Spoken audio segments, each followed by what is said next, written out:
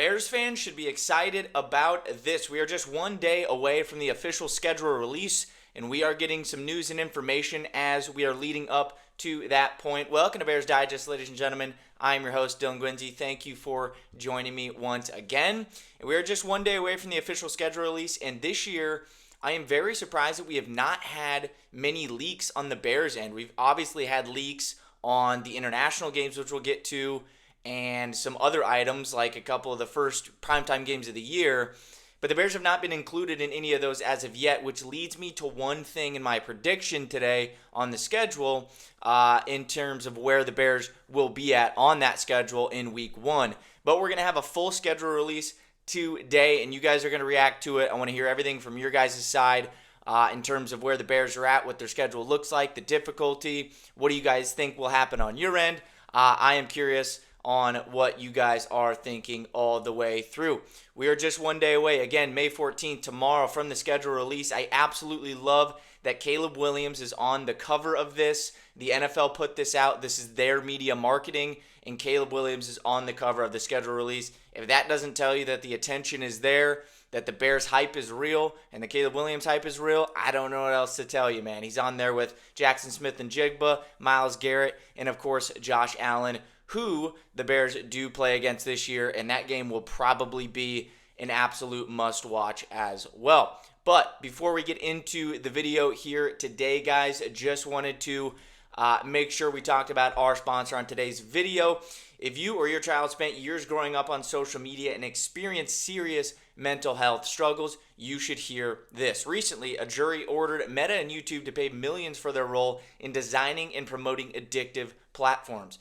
They knew their apps could contribute to anxiety, depression, and body image issues, but did not share those risks while prioritizing profits. The recent historic verdict underscores the consequences of those decisions. Now, Morgan & Morgan is stepping up to hold these platforms accountable for the harm they cause. Click the link in the bio to take a short quiz. You may be entitled to a potential recovery of over $1,000. Again, this is a free survey. Click the link in the description. You could be entitled to a recovery over $1,000. It is quick, easy, and simple. So be sure to go in there and fill out that survey from Morgan & Morgan. Now, without further ado, let's pop right into the details here once again of this schedule release. Obviously, the schedule front is there from the NFL media rights. The rest of the international games were released, and the Bears were not included. I totally thought that the Bears would be amongst that Spain game, but that ended up being the Bengals and the Falcons, and the Falcons are going to be the home team in that. The Bears are not going on that trip this year. They do have exclusive media rights in Spain, so I would expect that the Bears are going to Spain in 2027-28, but this year coming up, it is not going to be the case. So the Bears are officially going to not be in any international games. We don't have to worry about getting up at 7 a.m. to watch those, but we're starting off in Melbourne with San Francisco and the Rams, going down to Rio in Brazil with the Ravens and Cowboys, and then going down the list of all of your London games: Paris, Madrid, Munich, Mexico City. The NFL is expanding globally, and they're obviously putting that reach out in terms of the international games. Let me know what you guys think down below on the international games. It's something that's interesting. Some people love it. Some people hate it, especially getting up early in the morning. Something that's, obviously a topic of conversation here with the NFL expanding to a wider market. So let's get into the schedule prediction that I have put together before tomorrow, May 14th, comes out. Again, this is recorded early on Wednesday morning, so there's no leaks that the Bears have seen as of yet. We've had no true leaks from the Bears side of things in terms of where they'll be at. But my first three on the schedule prediction for the 26-27 game schedule, we have 9 home games and 8 away games since there is no international game, so that is obviously awesome there. You're not giving up a home game. Week 1, I get the Bears going to the Seahawks for the NFL opener. This is only between the Bears and the Patriots for this possibility. The Super Bowl rematch is obviously in contention there. That could definitely happen. We'll find out here shortly. But I think the Bears are honestly a bigger draw than the Patriots. I really do. I think NFL media doesn't really like to, or the networks don't like to follow bad media or bad stories, and that's kind of what the Patriots are going on right now with the Vrabel situation. They like to stay away from that stuff. Obviously, it's going to clear up before the season, you would think, but that's something that they kind of want to stay away from. And Caleb Williams, Ben Johnson, and this Bears team are more applicable to the casual fan and non-casual fan, obviously, and I think it just adds more value to a network to play this game first rather than the Super Bowl rematch that wasn't even a good game, right? So I think the Bears at Seahawks NFL opener and their banner ceremony night is the week 1 opening spot. Bears versus Patriots the next week at home, the home opener at Soldier Field, playing a really good Patriots team. We play the 2 Super Bowl teams from last year in the first 2 games. I think that is certainly a way that they could push off the Bears to start the year, thinking that they'll be a good team and obviously getting the attention on them there. Week 3, Saints at home at Soldier Field, back-to-back home games. Get kind of a little toss-up there after 2 really, really difficult games. That's more than likely a noon slot.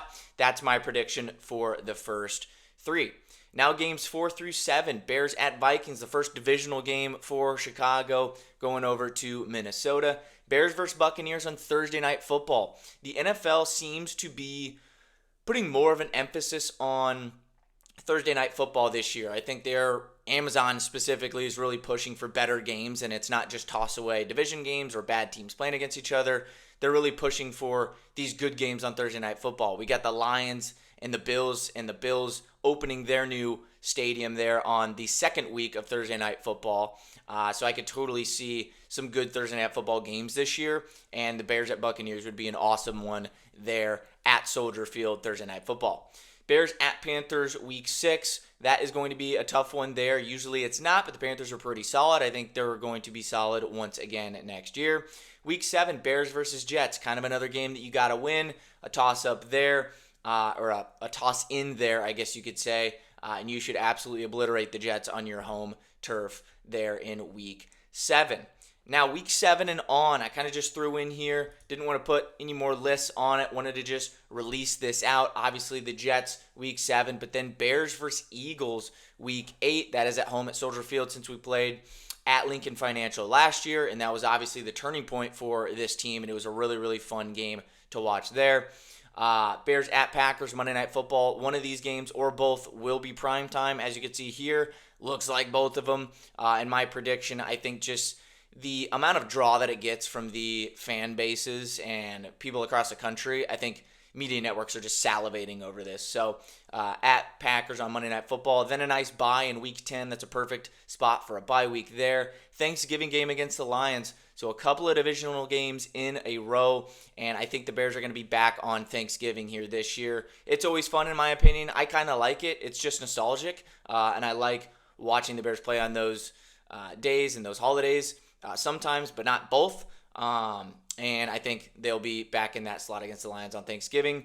Bears versus Jags, week 12. Obviously a tough matchup there. Again, that's going to be at home at Soldier, which is nice. Bears at Bills, very well could be prime time here, but I did not slate it there now. It could be a 3:25 slot as well against the Bills.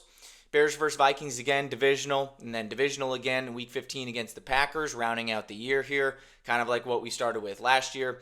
And then at Falcons, at Dolphins, and versus Lions at home to round out the season. I think if it ended up this way at the end with those last 3 games, I think that is the perfect last 3 games for you to properly get into your playoff swing and your playoff mode.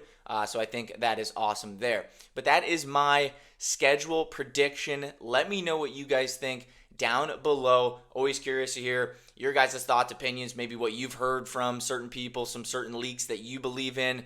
But it's really been quiet on the Bears front, and we're going to find out the full thing tomorrow. So let me know what you guys think down below in this schedule prediction. We are going to be covering the schedule release, obviously, once that comes out tomorrow evening. And we're going to be here every step of the way. So thank you guys for joining Bears Digest once again. Subscribe if you have not already. Bear down.